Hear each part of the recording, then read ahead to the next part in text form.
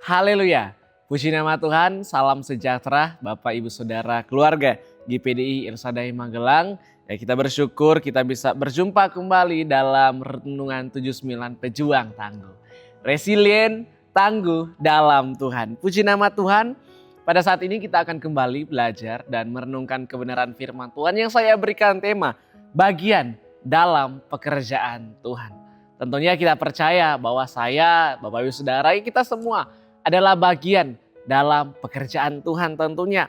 Akan tetapi mungkin ada di antara kita yang merasa bahwa kita tidak layak atau kita merasa kita tidak cukup hebat untuk mengambil bagian dalam pekerjaan Tuhan.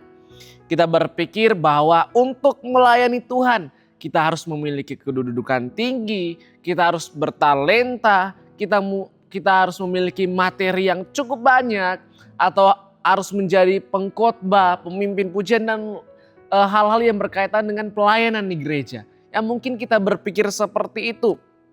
Nah, sebelum itu kita akan sama-sama belajar dari salah satu tokoh yang mengajarkan kita bahwa Tuhan tidak mencari kemampuan, melainkan ketersediaan hati. Memang Tuhan juga mencari kemampuan, tetapi yang utama Tuhan mencari ketersediaan hati kita untuk mengambil bagian dalam pekerjaan Tuhan. Sekali lagi, bagian dalam pekerjaan Tuhan bukan hanya di gereja. Sama-sama kita akan pelajari. Hakim-Hakim pasal 3 ayat 31 saya akan bacakannya. Sesudah dia bangkitlah Samgar bin Anat. Ia menewaskan orang Filistin dengan tongkat penghalau lembu, 600 orang banyaknya. Demikianlah ia juga menyelamatkan orang Israel. Nah, terlebih dahulu kita melihat kitab Hakim-Hakim ini.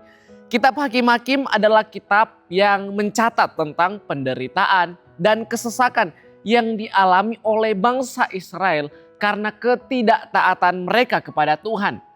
Sehingga mereka silih berganti dikuasai oleh bangsa lain, silih berganti dikuasai oleh musuh.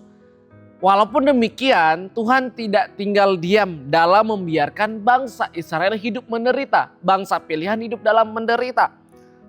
Tentunya untuk membela umatnya, Tuhan membangkitkan hakim-hakim dan salah satunya adalah Samgar, hakim ketiga. Nah, di ayat kita disebutkan ada Samgar. Nah, Samgar adalah salah satu orang yang dipilih Tuhan untuk menjadi hakim atas Israel. Kalau kita melihat perikop-perikop sebelumnya, kita dapat menemukan ada Otniel, Ehud, kemudian yang ketiga ada Samgar. Nah, Samgar dipilih oleh Tuhan untuk menyelamatkan bangsa Israel dari tangan orang-orang Filistin yang menindas orang Israel. Dilihat dari latar belakang Samgar, Samgar bukanlah raja. Dia bukanlah seorang tentara, apalagi seorang pahlawan atau seorang panglima perang. Bukan. Dia berasal dari kalangan orang biasa, bahkan mungkin seorang petani. Kalau Samgar seorang tentara atau prajurit, tentunya yang ia bawa saat melawan orang Filistin adalah pedang. Tetapi Alkitab dengan jelas menyatakan bahwa senjata yang dibawa oleh Samgar adalah tongkat penghalau lembu. Nah, kita melihat tongkat penghalau lembu di sini. Tongkat penghalau atau pengaras lembu adalah alat sederhana, umum dan sehari-hari yang digunakan untuk mendorong ternak atau lembu dan digunakan untuk mengarahkan mereka saat membajak sawah. Nah, tongkat penghalau lembu pada waktu itu bukan sekedar ranting biasa, bukan sekedar kayu kecil, bukan. Melainkan itu adalah alat pertanian yang cukup besar dan kokoh. Panjangnya kurang lebih 3 meter dan tongkat tersebut cukup tebal. Dan ujungnya ada besi yang tajam untuk mendorong lembu. Nah, kemudian kita dapat melihat peristiwa yang terjadi pada waktu itu. Alkitab memang hanya mencatat satu ayat tentang Samgar di kitab Hakim-Hakim. Namun kita bisa melihat gambaran situasi di Hakim-Hakim pasal 5 ayat 6-7. Yang terjadi ada teror di jalan-jalan utama, sehingga orang-orang Israel tidak berani melewati jalan besar karena adanya ancaman dari gerombolan penyamun, bahkan pasukan Filistin yang bisa membunuh mereka. Kemudian ada penindasan dari bangsa lain, Mereka merampok hasil panen bangsa Israel untuk melemahkan ekonomi. Kemudian ada krisis kepemimpinan dan keamanan. Juga bangsa Filistin seringkali melakukan monopoli besi agar bangsa Israel tidak bisa membuat senjata yang lebih baik lagi. Itulah sebabnya Samgar hanya memakai tongkat penghalau lembu atau alat seadanya untuk melawan orang-orang Filistin. Jadi peristiwa pada waktu itu bangsa Israel sedang masa darurat, apalagi di desa-desa.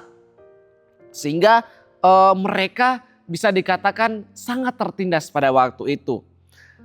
Karena peristiwa inilah ayat 31 berkata, bangkitlah Samgar bin Anat. Ia menewaskan orang Filistin dengan tongkat penghalau lembu, 600 orang banyaknya. Demikian ia juga menyelamatkan orang Israel. Nah, dari kisah ini kita dapat melihat bahwa Tuhan memakai Samgar sehingga 600 tentara Filistin terbunuh di medan perang. Sehingga hasilnya ia menyelamatkan orang Israel. Dia tercatat dalam sejarah bangsa Israel bahwa ia menyelamatkan bangsa Israel. Satu orang. Dengan satu alat sederhana, namun membawa dampak bagi satu bangsa. Dia tidak seorang yang begitu terpandang, tetapi seorang petani, tetapi mengambil bagian dalam pekerjaan Tuhan. Kita akan sama-sama melihat di interpretasi. Ada 2 poin yang akan kita pelajari tentang bagaimana kita dapat mengambil bagian dalam pekerjaan Tuhan. Yang pertama, mulai di mana kita berada. Kalau kita melihat Samgar, dia bukan dari tempat yang kerajaan. Dia bukan dari tempat bait suci. Dia bukan dari pusat kota sebagai orang terpandang, sebagai seorang pemimpin pasukan atau bagian dalam tentara. Bukan. Samgar melayani di ladang lembu yang dia ternakan. Bukan di bait suci apalagi istana. Sehingga yang dapat kita pelajari kalau kita mengambil konteks kita, jangan meremehkan tempat kita berada sekarang. Jika Anda berada di tempat Anda sekarang, jangan meremehkan hal itu. Saya percaya bahwa Tuhan ingin memakai kita di tempat kita ditempatkan sekarang.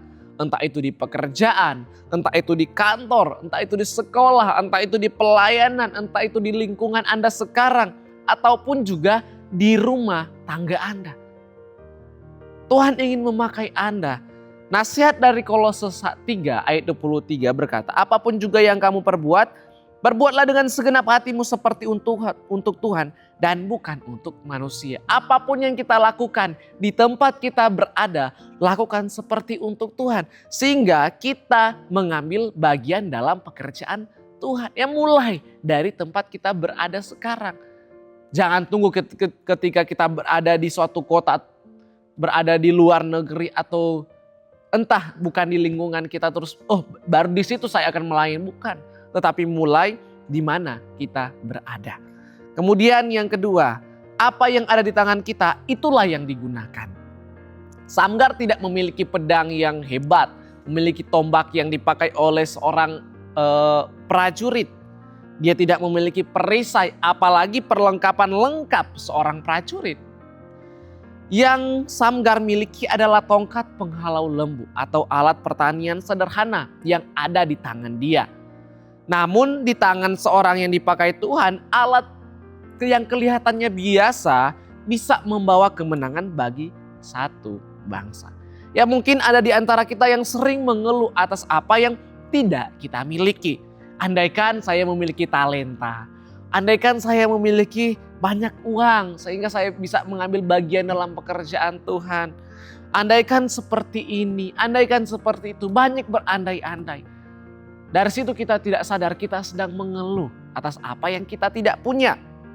Terlalu banyak mengeluh daripada bertindak. Sehingga nasihat firman Tuhan berkata, gunakan apa yang ada pada tangan kita. Gunakan apa yang ada pada kita. Entah itu kita mempunyai waktu yang luang, kita mempunyai keramahan, kita memiliki bisa senyum kepada orang lain dan lain-lain. Dari hal-hal yang sederhana, Tuhan bisa memakai itu untuk kita bisa berdampak. Sehingga ketika kita mengetahui bahwa kita mengambil bagian dalam pekerjaan mulai di mana kita berada dan menggunakan apa yang ada di tangan kita, Aplikasinya yang sederhana. Yang pertama, melayani di tempat kita berada sekarang. Di tempat Anda berada sekarang, melayanilah di sana. Melayani bukan hanya ketika kita berada di gereja, Bapak Ibu Saudara. Jangan terpatok pelayanan hanya di gereja. Mulai dari tempat sehari-harinya kita. Contoh, ketika kita di rumah ya kita melayani keluarga dengan kasih, dengan sukacita. Maka dari hal-hal sederhana itu kita sudah melayani. Kita sudah mengambil bagian dalam pekerjaan Tuhan, dalam rumah tangga kita. Atau di tempat pekerjaan, ketika kita melakukan pekerjaan kita dengan jujur, dengan baik, memiliki integritas, maka itu pun sudah termasuk pelayanan dalam pekerjaan ketika kita melakukannya untuk Tuhan. Kemudian di lingkungan ya, ketika kita memberi waktu untuk berkontribusi di lingkungan, menolong tetangga dan lain-lain, itu juga sudah termasuk bagian dalam pekerjaan Tuhan yang kita lakukan dalam melayani orang-orang di sekitar kita. Sehingga yang melayani di tempat kita berada sekarang tentunya. Kemudian yang kedua, menggunakan apa yang ada bukan yang tidak ada tentunya. Apa kira-kira yang kita miliki sekarang untuk kita pakai? Talenta atau juga waktu untuk mendengarkan orang lain itu bisa. Ada begitu banyak hal yang bisa kita renungkan, apa ya kira-kira yang bisa saya pakai untuk mengambil bagian dalam pekerjaan Tuhan. Ya contoh, kita memiliki waktu luang, kita bisa menggunakan waktu luang kita untuk kita hadir dalam kedukaan, ya menghibur orang yang sedang berduka dalam kedukaan. Atau mungkin kita juga bisa membesuk orang dan mendoakan orang lain. Ketika mereka hanya berada di rumah mereka, tidak bisa kemana-mana, ya kita belajar. Kalau kita memiliki waktu luang, kita besuk mereka, kita mendengarkan mereka, kita kemudian bisa ngobrol dengan mereka, dan kita bisa juga mendoakan mereka. Kemudian yang aplikasi yang ketiga, mendoakan. Kita bertanya kepada Tuhan, Tuhan, tempat aku berada, Tuhan ingin aku lakukan apa? Kita bertanya kepada Tuhan, apa yang ada pada aku untuk bisa aku pakai dalam pekerjaanmu? Bagian dalam pekerjaanmu, apa yang bisa saya lakukan dengan apa yang ada padaku? Nah, itu kira-kira yang bisa kita doakan untuk bertanya kepada Tuhan, apa bagian untuk kita lakukan dalam pekerjaan Tuhan tentunya. Jadi kita sama-sama belajar Bapak Ibu Saudara untuk mengambil bagian dalam pekerjaan Tuhan. Dari hal-hal yang sederhana, dari hal-hal yang mungkin kita tidak expect, itu hal-hal yang bisa mengambil bagian dalam pekerjaan Tuhan tentunya. Kita sama-sama belajar untuk menggunakan apa yang ada kepada kita. Kita belajar untuk mulai dari mana kita berada dalam mengambil bagian dalam pekerjaan Tuhan. Dan biarlah Tuhan melakukan hal-hal yang luar biasa melalui ketersediaan hati kita.